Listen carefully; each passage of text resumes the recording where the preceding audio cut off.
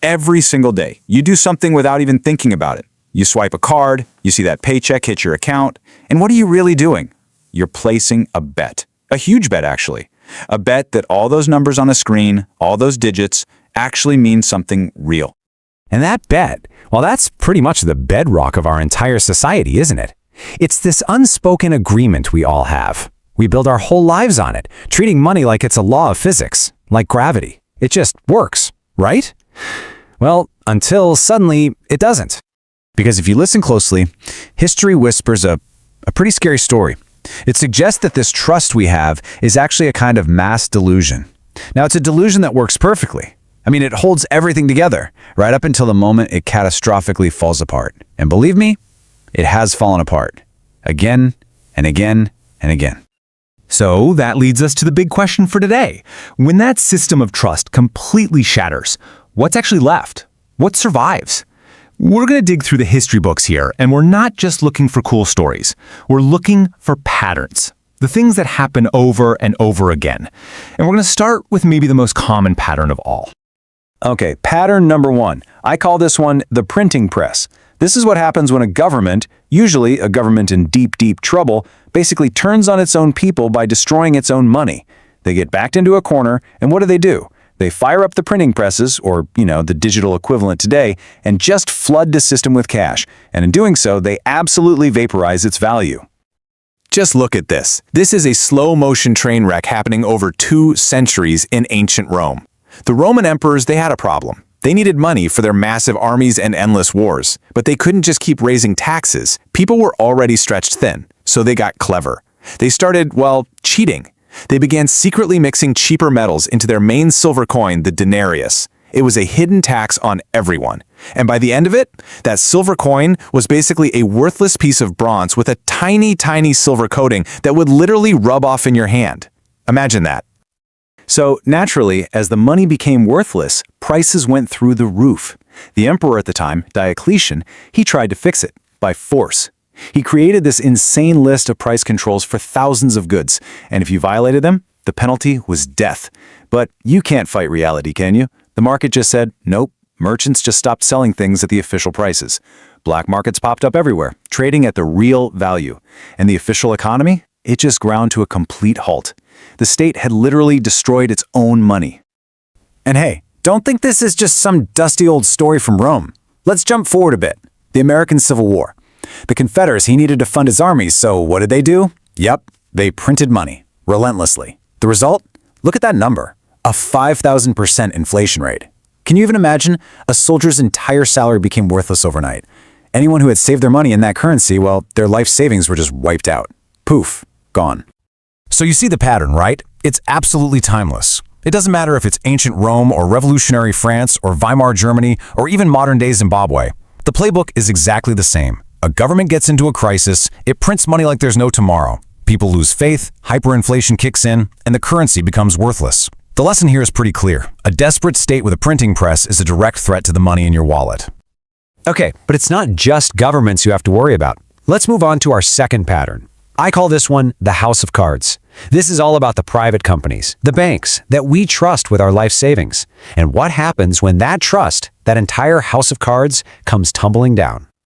The key idea we need to understand here is something called counterparty risk. Sounds fancy, but it's simple. When you put your money in a bank, here's a little secret. It's not really your money anymore. What you own is a promise from the bank, an IOU. And counterparty risk is just the chance, the very real danger, that when you show up to cash in that IOU, the bank can't or won't. And history is littered with institutions that seemed absolutely invincible, unshakable.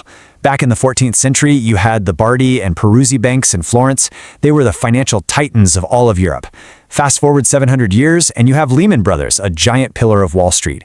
And in both their times, they were considered too big to fail. Well, until they did fail. The Florentine banks, they went under when the King of England basically said, yeah, I'm not paying back those huge war loans. Boom, they collapsed. Lehman Brothers, they filed for the single largest bankruptcy in U.S. history, kicking off the 2008 financial crisis. The lesson in both cases is absolutely brutal. Being big and having a great reputation means nothing when the music stops. And again, if you think this is all just something from the history books, you need to look at what's been happening in Lebanon right now. In 2019, their entire modern, sophisticated banking system just locked its doors. I mean, they literally stopped people from taking out their own money. The currency imploded, savings were wiped out, and to this day, people are still locked out of their own bank accounts. Their entire life's work just trapped as worthless numbers on a screen. And this quote right here, it just hits the nail on the head. Your money in a bank is not actually yours. It is an IOU from the bank. What happened in Lebanon proved, in the most painful way possible, that having a legal claim to your money is a very, very different thing from actually having it in your hand. When a bank has to choose between its own survival and its customers, well, the depositors pretty much become prisoners. All right, so we've talked about governments and we've talked about banks, but there's a third pattern. This one is about massive external shocks, things like wars or pandemics that act like a giant economic earthquake, completely and violently reshaping the entire landscape of who has wealth and who doesn't. Let's take a look at the Black Death, a truly horrifying event. But look at the economic impact. Before the plague, you had lots of people, so land was super valuable, and labor was cheap. Makes sense, right? But after the plague wiped out maybe half the population of Europe, the whole thing flipped on its head. Suddenly, workers were incredibly scarce, so their labor was valuable. And land? It was everywhere, so it was cheap. For the first time, surviving peasants could actually demand high wages and buy land that was completely out of reach for their parents. Okay, now let's fast forward to 2020.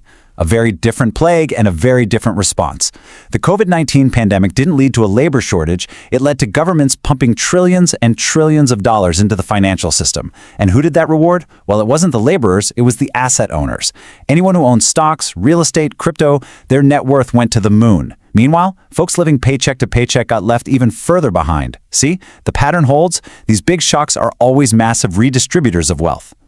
So we've seen it all, right? Governments printing money into oblivion, banks slamming their doors shut, giant societal shocks turning the whole world upside down. Which brings us all the way back to that first fundamental question. When all the promises are broken, what's actually left? You know, what's amazing is how consistent history is on this. The things that survive are the real, tangible things.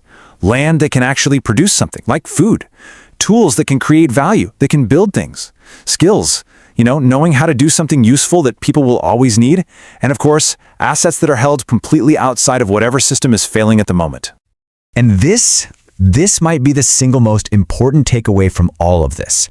These financial collapses, they're not really about wealth disappearing. It doesn't just vanish into thin air. No, it gets transferred, often brutally and incredibly quickly. It moves from the people who trusted in paper promises to the people who held on to tangible reality. So let's leave you with this final thought.